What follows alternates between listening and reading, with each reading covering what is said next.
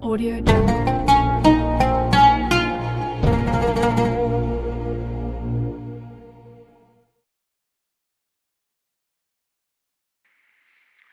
Barang siapa yang diberkahi Allah umurnya.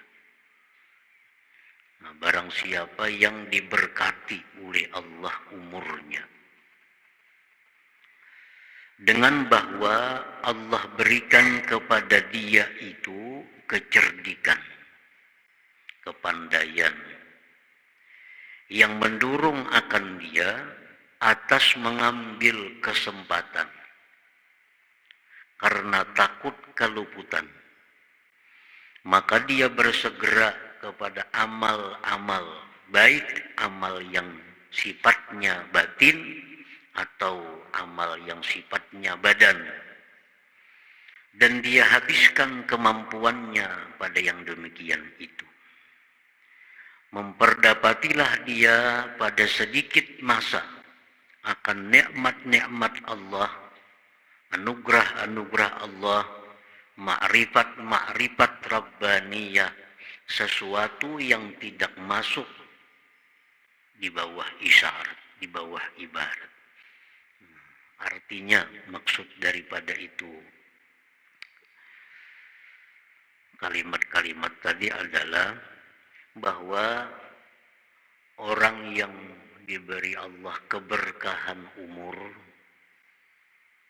orang itu diberi Allah kecerdikan, kepandaian. Nah, dengan kepandaian itu dia bisa mengambil waktu yang dia gunakan untuk beribadah. Baik ibadahnya itu ibadah qalbi, ibadah batin, atau ibadah zahir. Nah, karena kepandaiannya menggunakan waktu, maka dia memperdapati dari masa yang sedikit akan keberkahan, akan anugerah, akan makrifat yang tidak bisa dibilang, disebutkan oleh suatu ibarat. Nah, para muhibbin rahimakumullah. Setiap waktu, setiap keadaan itu ada tuntutan zikir di dalamnya. Nah, orang-orang yang cerdik di dalam hal ini, dia bisa menggunakan kesempatan itu dengan zikir yang dituntut pada waktu itu. Nah, dengan demikian, maka zikir-zikirnya, ibadah-ibadah orang ini menjadi bernilai besar, menjadi berharga tinggi di sisi Allah Subhanahu wa ta'ala. Nah, semua zikir itu bagus. Baik zikir bentuknya tahlil, la ilaha illallah, atau zikir sifatnya qiraatul Quran, bagus. Baik zikir yang bentuknya salawat, itu bagus. Baik zikir yang bentuknya tasbih, subhanallah, itu bagus.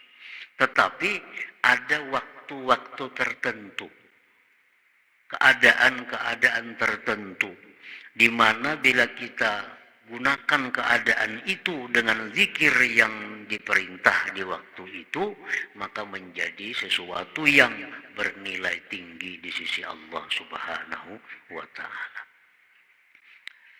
Nah, para muhibbin rahimakumullah, kita ambil satu contoh misalnya. Di waktu kita hendak makan. Di waktu kita hendak makan itu, zikir yang paling bagus yang dituntut adalah mengucapkan basmalah. Nah, bismillahirrahmanirrahim. Ini zikir yang paling bagus. Lebih bagus daripada kita membaca la ilaha illallah 100 kali. Misalnya hendak makan, la ilaha illallah, la ilaha illallah 100 kali hanyar makan. Lebih baik kita membaca bismillahirrahmanirrahim sekali makan.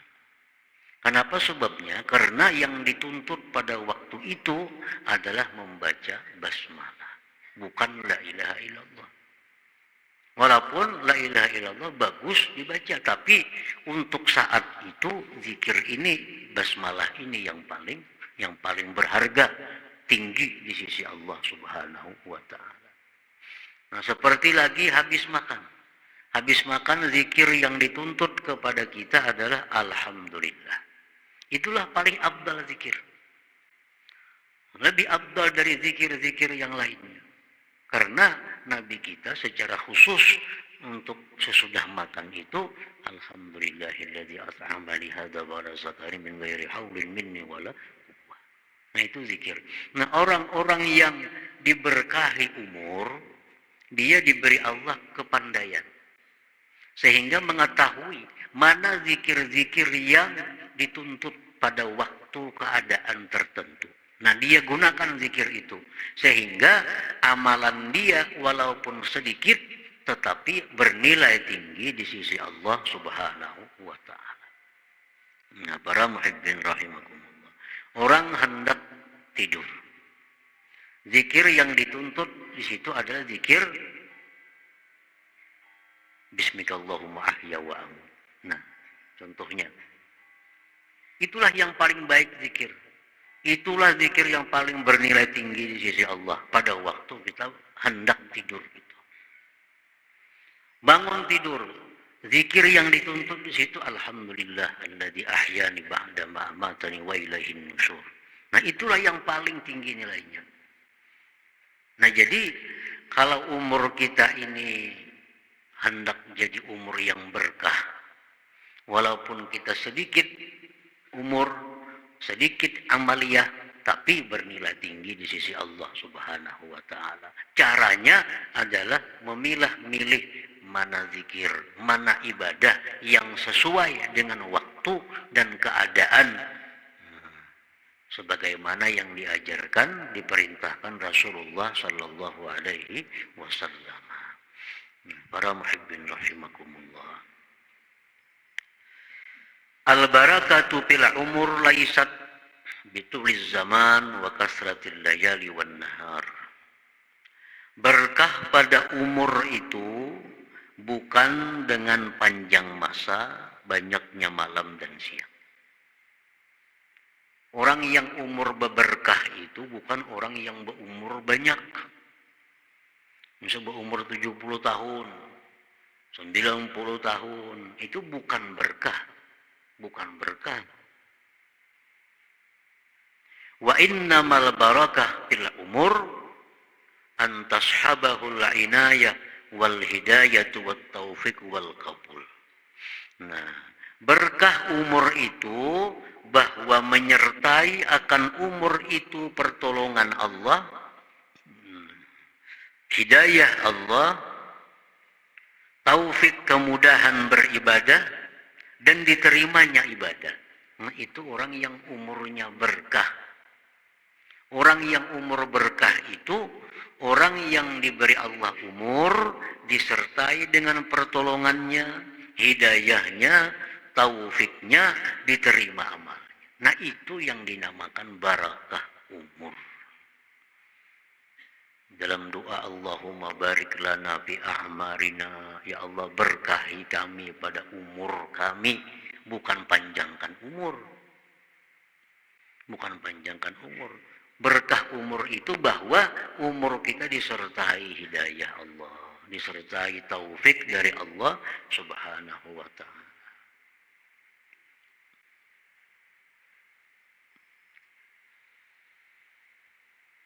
Fayahsulu lahu bitilka minal ulum wal ma'arif ma la talhaquhul isyarah. Maka hasillah bagi dia dengan demikian itu inayah, hidayah, taufik dan kabul tadi, ilmu-ilmu, ma'rifat-ma'rifat yang tidak bisa dihubungi oleh isyarah, yang tidak bisa digambarkan oleh suatu gambaran artinya. Kalau umur kita ini berkah, maka apa yang kita dapatkan itu kada bisa digambarkan dengan suatu gambar, kada bisa dijelaskan dengan suatu isyarat. Artinya apa? Begitu besar, begitu mulianya orang-orang yang diberi berkah umur itu.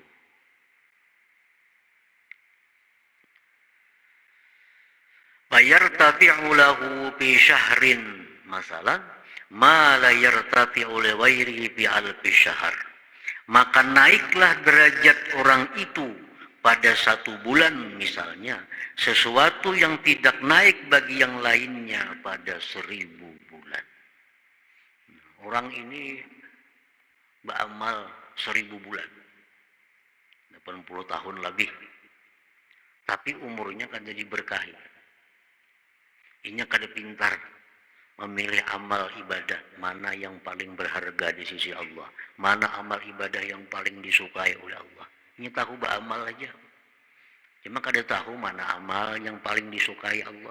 Kan amal itu ada martabat-martabatnya. Amal itu ada yang wajib. Wajib ini pun beberapa macam wajib, mana wajib yang utama didahulukan, mana wajib yang nomor 2, mana wajib yang nomor 3, seterusnya. Setelah wajib ada lagi amal sunnah. Amal sunnah pun bermacam-macam. Mana amal sunnah yang utama, mana amal sunnah yang nomor 2.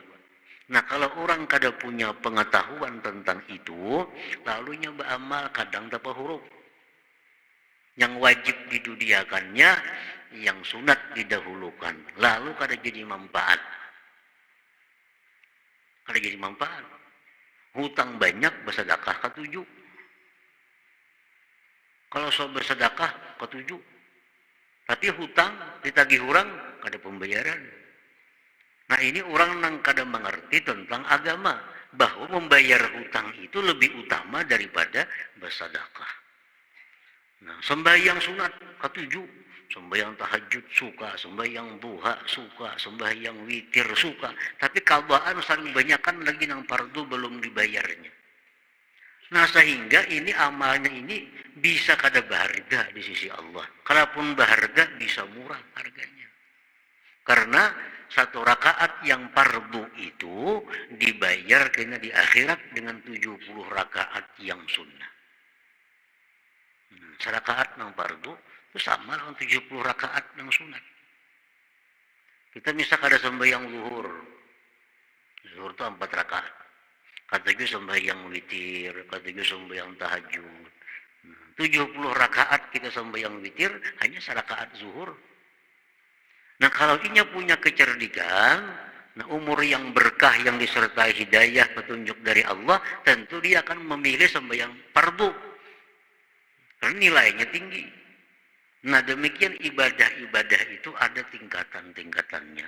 Orang yang umur berkah itu, dia pandai menggunakan kesempatan itu. Walaupun sedikit umurnya, sedikit amalnya, tapi nilainya tinggi di sisi Allah Subhanahu wa ta'ala. Memberi orang ketujuh, memberi orang lain ketujuh, menyumbang sana, nyumbang sini, itu bagus. Tapi ya, kalau ia biarkan orang tuanya, dia biarkan dangsanatnya, ia biarkan kerabatnya miskin, susah, kada dibantu, itu menjadi kada berharga di sisi Allah. Kenapa? Karena meninggalkan yang utama.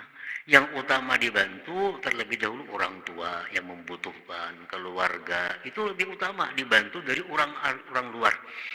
Nah, kalau ia suka membantu orang-orang luar, nah kalau warga susah, kalau warga menderita dibiarkan, amal ibadahnya menjadi kada bernilai di sisi Allah. Padahal ibadah juga, karena inya kada pintar, kada dapat petunjuk di situ, lalu salah menggunakan ibadah. Lalu umurnya kada berkah. Walaupun banyak ibadahnya, panjang umurnya, tapi amal-amalnya sedemikian tadi, jadi kada bermanfaat, jadi kada berharga di sisi Allah Subhanahu wa ta'ala. Sama hal orang menuntut ilmu. Nah, ilmu ini macam-macam ilmu. Semuaan bagus. Ilmu tauhid, ilmu fikih, ilmu tasawuf, ilmu hadis, ilmu tafsir. Banyak bagus semuaan itu. Cuma yang sesuai untuk dirinya itu apa yang ia perlukan. Jangan menuntut ilmu hadis kalau masih belum mengerti ilmu tentang fikih syariah. Belum mengerti tentang sembahyang kayak apa nang bujur, wudunya kayak apa, yang belum mengerti itu jangan hendak menuntut ilmu masalah tafsir Quran. Nah, lalu menuntut ilmunya jadi kada bernilai lagi. Padahal menuntut ilmu itu termasuk ibadah yang paling tinggi di sisi Allah nilainya, pahalanya. Tapi yang dituntutnya ini salah. Mestinya tertib susunannya yang dituntutnya ilmu supaya ibadah ini sah dulu kayak apa. Tuntung menuntut ilmu supaya ibadah ini sah, hanya menuntut ilmu supaya ibadah ini diterima oleh Allah. Karena kada semuaan ibadah yang sah itu diterima oleh Allah. Nah, tuntut ilmu supaya ibadah ini jadi sah. Sudah beres, hanya tuntut supaya ibadah ini diterima oleh Allah Subhanahu wa ta'ala. Nah, itu cara menuntut ilmu. Kalau menuntut ilmu ini kada sesuai tertibnya, aturannya, walaupun itu ibadah, jadi kada berharga lagi. Para muhibbin rahimakumullah. Laisa al-ibratu bikasratil azkar wal aurad, wa innamal ibratu bikasratil ujuri wal amdad. Bukanlah yang dipandang itu banyak zikir, banyak wirid, tetapi yang dipandang itu banyak pahala dan banyak faidah. Jika amalan kita hari-hari ini kada dipandang banyak zikirnya, banyak wiridnya, tapi yang dipandang itu kayak apa supaya amalan itu banyak pahalanya, banyak faidahnya, supaya umur ini jadi berkah. Ini tadi kita beribadah semalaman sama orang beribadah 80 tahun. Seperti orang Lailatul Qadar, itu kan? Lailatul Qadar khairun min alfi syahr. Kita beribadah semalaman tapi pas Lailatul Qadar, sama orang lain beribadah 80 tahun lebih. Nah, ini yang berkah umur. Semalaman aja kita beribadah.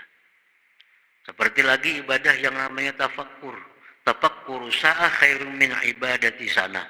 Tafakkur sesaat nilainya lebih tinggi dari beribadah setahun tanpa ada tafakkur.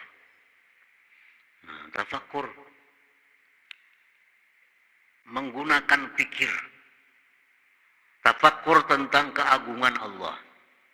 Sesaat. Allah ini maha besar. Allah ini maha agung. Allah ini maha kuasa. Dengan ciptaan-ciptaannya. Sesaat kita tafakkur. Pahalanya lebih daripada kita ibadah setahun. Bahkan sampai lebih daripada 70 tahun menurut satu riwayat. Nah, jadi tafakkur itu merupakan ibadah andalan. Tafakkur sesaat lebih baik dari ibadah sekian tahun.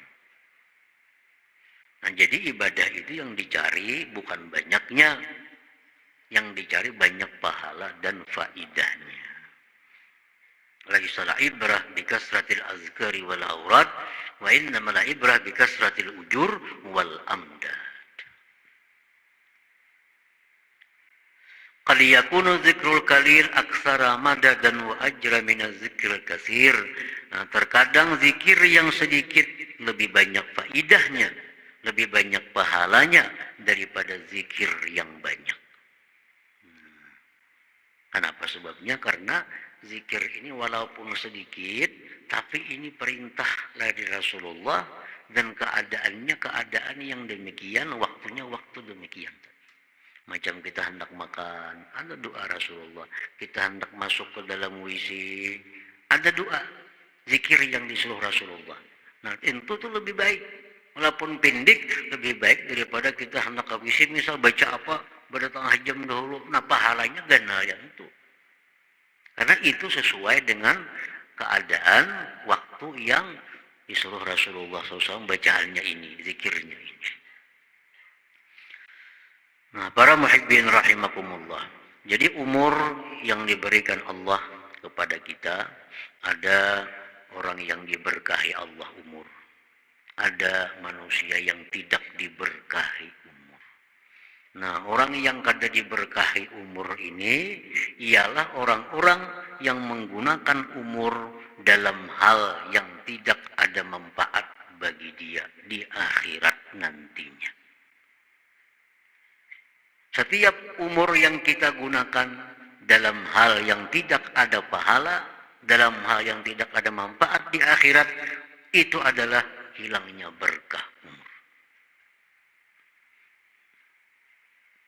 Dan umur yang diberikan Allah ini akan dipertanggungjawabkan oleh setiap orang di hadapan Allah Subhanahu wa Ta'ala. Ditanya oleh Tuhan berapa umur.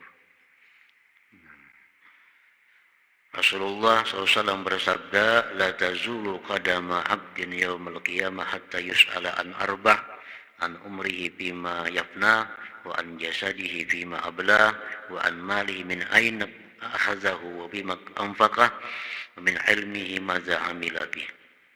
Rasulullah SAW bersabda, tidak bergerak dua kaki seorang hamba pada hari kiamat itu di padang mahsyar, sehingga ditanya dia tentang 4 hal. Pertanyaan yang pertama ditanyakan kepada kita sebelum pertanyaan yang rinci-rincinya, 4 pokok, 4 judul yang ditanya oleh Allah. Yang pertama kali ditanyakan Allah tentang umur, fima yafna. Berapa umur? Kemana umur itu habis kau gunakan? Nah, ini yang ditanyakan pertama oleh Allah kepada setiap manusia. An umrin fima yafna. Berapa umur? 60 tahun. Kemana menggunakan? Nah, setiap orang tentu punya jawaban yang lain-lain sesuai dengan keadaannya hidup di dalam dunia. Orang yang petani, dia akan jawab Allah, umur 60 ulun habiskan berhuma. Kada kau berdusta, kada kau berkulim ya kita. Nang pedagang, berapa umur? 60. Kemana habis digunakan? Berdagang. Orang yang jadi pegawai, berapa umur? 60. Kemana gunakan? Kantor hari-hari. Pegawai. Orang yang ahli ibadah, berapa umur? 60 tahun. Kemana menggunakan? Ibadah. Dari sekian banyak pekerjaan, hanya satu yang selamat, yaitu orang yang menggunakan umur untuk ibadah. Lain pada ibadah, masuk neraka. Kenapa sebabnya? Karena Allah berfirman, tidak aku ciptakan jin dan manusia, melainkan untuk beribadah kepadaku. Petani, pedagang, pegawai, apapun, bila menggunakan umur selain pada ibadah, akan mendapat hukuman dari Allah Subhanahu wa Ta'ala. Nah, itu pertanyaan yang pertama. Berapa umur? 60 tahun. Kemana menggunakan? Berdagang. Untuk apa ikan berdagang? Dagang untuk apa? Nah, di situ apakah hanya berdagang itu untuk mencari kekayaan? Apakah hanya berdagang untuk supaya dapat rezeki, untuk supaya beribadah? Apakah di situ yang akan menentukan nasib orang ini. Apa pekerjaan? Betani. Untuk apa betani? Untuk apa betani? Apabila ujung-ujungnya untuk ibadah, dibuktikan oleh seluruh tubuh kita, tangan, kaki, semua bicara bahwa benar untuk ibadah, kita selamat. Lain pada ibadah, kada akan selamat karena kada sesuai dengan tujuan Allah menciptakan dia untuk beribadah kepada Allah Subhanahu wa Ta'ala. Boleh berdagang, boleh bertani, boleh jadi pegawai, tapi asal tujuan untuk ibadah kepada Allah Subhanahu wa Ta'ala. Lain pada itu akan celaka manusia. Karena menyalahi fitrah dijadikannya manusia untuk ibadah. Wa ma khalaqtul jinna wal ins illa liya'budun. Allah berfirman, tidak aku ciptakan jin dan manusia melainkan untuk ibadah kepadaku. Bila kita lain pada itu, kita bahaya. Menyalahi yang dimaksud oleh Allah Subhanahu wa Ta'ala.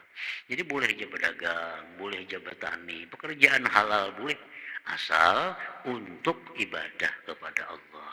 Karena orang beribadah itu memerlukan dana. Orang beribadah memerlukan duit. Kita kadang kalau beribadah, kalau awak kita lemah, Kita kada kau beribadah kalau kita kada punya pakaian. Kita kada kau beribadah kalau kita kada punya tempat kediaman. Nah, jadi kalau kita berusaha untuk nukar ini supaya kau beribadah, untuk beli ini supaya selamat kita. Selamat kita. Nah, umur yang pertama ditanyakan Tuhan. Yang kedua ditanyakan tentang jasadnya. Arti jasad di situ anggota tubuhnya, matanya, tangannya, kakinya. Ditanyakan Tuhan lagi tentang hartanya. Dari mana dia ambil harta itu, ditanya oleh Tuhan. Pertanyaan ini bukan artinya Tuhan kada tahu. Bukan Tuhan kada tahu. Tuhan tahu. Cuma untuk memberikan hujah kepadanya. Makanya Tuhan langsung, ini orang sudah baik buat ke surga, ini kada bagus buat ke neraka. Tuhan tahu. Tapi untuk supaya inya ini jelas, kenapa masuk surga, kenapa masuk neraka. Lalu ditanya, bujurkah ikam ini. Berarti Tuhan tahu. Supaya inya ini jangan ada alasan masuk neraka. Kenapa masuk surga? Nah, diulah sedemikian. Bujur ke jam hari anu, jam seanu melakukan maksiat ini, bujur. Berdusta, mata, nama, tangan menjelaskan. Nah lalu, andai kata dia dihukum ke neraka, ya dia menerima karena sudah mengakui apa yang pernah dilakukan di alam dunia itu. Nah kemudian ditanya tentang harta, dari mana mengambil harta, dan wafima anfaqah, kemana menggunakan harta itu. Apakah harta digunakan untuk maksiat? Apakah harta digunakan untuk yang tidak bermanfaat? Ditanya oleh Allah. Dan yang keempat ditanya tentang ilmu yang diberikan Allah kepadanya. Seberapa dia amalkan ilmu yang diberikan Allah itu. Nah itu 4 pertanyaan pokok di akhirat. Pertama-tama ditanyakan Allah umur. Nah, orang yang beruntung ialah orang yang diberkahi Allah umurnya. Sehingga dia bisa menggunakan umur dalam hal yang bermanfaat di akhirat nantinya.